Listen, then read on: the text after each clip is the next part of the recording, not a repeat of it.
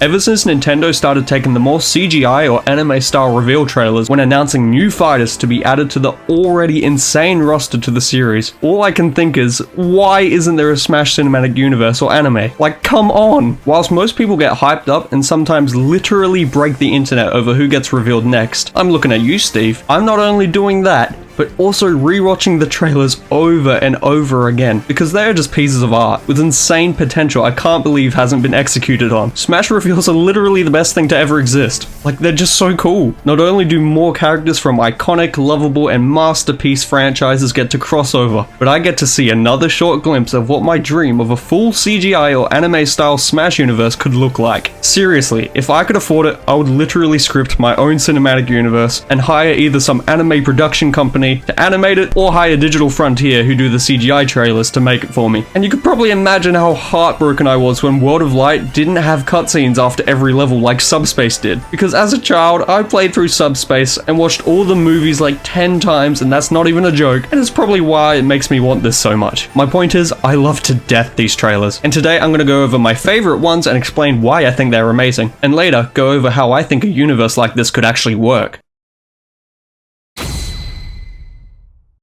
In no particular order, we're starting off with the Hero reveal trailer from E3 2019. Okay, I dare you to tell me that this fight scene between Link and the Spirit Moth and Meta Knight isn't just amazing. From the lighting to the color palette to the actual animation and the characters, everything here just makes for one of the coolest fight scenes. And seeing how many unique characters are in the series would literally mean an infinite amount of combination of fight scenes that would just never get old or boring, especially because you won't even be limited to the Smash moves. It's a cinematic scene, meaning that anything could go. Honestly, fight scenes like this need to be shown more in the trailers, whether they're even related to the fighter that gets revealed or not. Then later on, you see the hero almost die, and the environment is just beautifully done. The models of the spirits are just amazing, and this scene with all the heroes lining up just looks so cool, and proves that anime style characters can also work in 3D. Also, we get to see so many historical characters revived in full HD form, like when I first saw King K. Rool done this well, after being pretty much my most wanted character to come back, was just perfect. And not to mention Banjo and Kazooie, who I cannot believe are in this game still. And Steve, holy crap, Smash is amazing. And that scene where Donkey Kong and K. Rool just punch, it's just such a cool shot. Then you got one of the best ones ever, and probably my favorite, the Sephiroth reveal trailer, which just showed how amazing Nintendo is with fur and hair. Like, just look how well Banjo's model is. What the hell? And then later comes the fight scene where everyone versus Sephiroth, whilst hearing the One Wing Angel theme, which is like the best Final Fantasy track. And you can just imagine how many amazing songs would be heard throughout this cinematic universe, considering how many series are represented. You then got the amazing particle effects from the explosion and the stunning visuals whilst the Buster Sword and Masamune are clashing, with Cloud and Sephiroth staring each other down, and then Cloud gets his limit, and the way the glow shines on his face is just so freaking cool. And then at the end, Sephiroth randomly gets his final smash and the rainbow glow. Oh, it's just so well done. We also got the Ridley reveal trailer, where I cannot get over how well they pulled off the metallic look to Samus and Mega Man. The models are just so perfectly made. Then at the end you have Samus escaping her suit with a great cinematic shot of her pouncing at Ridley. It's just very epic. Another one that shows how well the characters feel like they're actually a part of the environment is the Simon and Richter reveal in the Castlevania mansion. Just again, the lighting is pulled off so well, which at the end of the day is probably what sells how well these reveals look. And the shot where Luigi dies,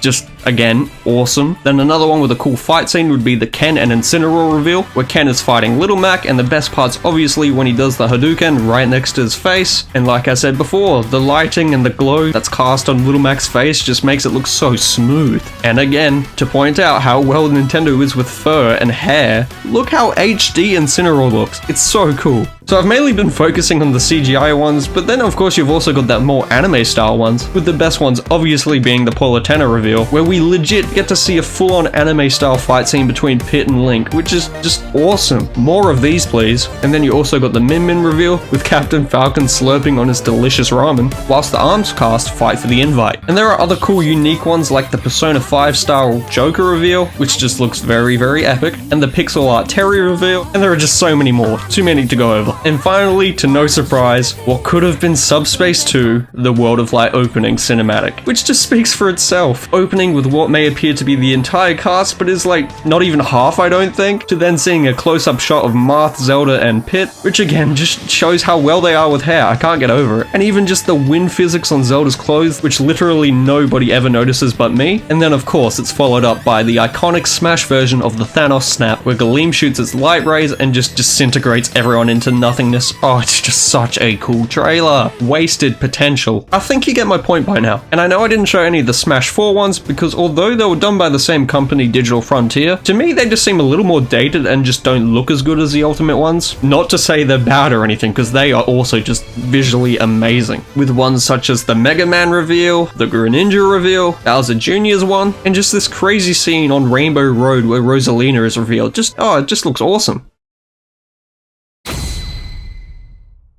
But now that I've established how well a Smash CGI or anime universe could look, and just never not be eye candy, I think it's now time for me to share how I think it could be done. Now of course, they could do a standalone Smash movie or series where the characters are already in the Smash universe, like Subspace Emissary or World of Light, which I just personally think wouldn't be as cool. The way I'd approach it, or my take on it, would be that each character or franchise would have their own standalone movies or series, kind of like how Marvel does the MCU movies and Disney Plus shows for all the characters. And yes, I know it would literally take forever to establish all the stories of all the characters, as well explain all their worlds and backstories and such, but of course this is all just theoretical in my mega dream, and it's not like they can't afford it. I did some slight research. Marvel is, I think, estimated around $30 billion, that's their net worth, and Nintendo is literally Japan's richest company with like $80 billion, so I think they could afford it. Again, just theoretical. So yeah, most characters and franchises would have their own movies or series, where it could either be a full redone series or adaptation of the characters' original stories from their games, like Cloud or Joker or Shulk, and any other character who has like a clear story connected to them. And for those who don't have a proper set story or timeline, such as Mario, Kirby, the Pokemon, they could just have their own new original story for the universe, which will eventually link to the Smash world. And with those who already have a set story, perhaps they could receive an invitation to the Smash world once their arcs or stories have been completed, once they're like deemed worthy to be chosen or something like that. And then you got the crazy Zelda situation where there are 3 different links and almost every Zelda character is taken from a different game or timeline. But I guess an easy or simple to understand solution to that would just be whoever or whatever is sending out these invites to the legendary worthy fighters could like access a multiverse or something where literally any character could be taken from any time and be invited or something. Now what would send out these invitations and why? I have a possible solution to that, but before I want to go over a loophole that I have no idea how could be fixed. So obviously some fighters make sense to invite, such as Link, Zelda, and Ganon, who hold like the full Triforce. You got Samus, a space bounty hunter, Palutena, a literal goddess, Mewtwo, an undeniably strong Pokemon, and then you got characters like Olimar, who is literally like the size of your fingernail. Smaller, I think, actually.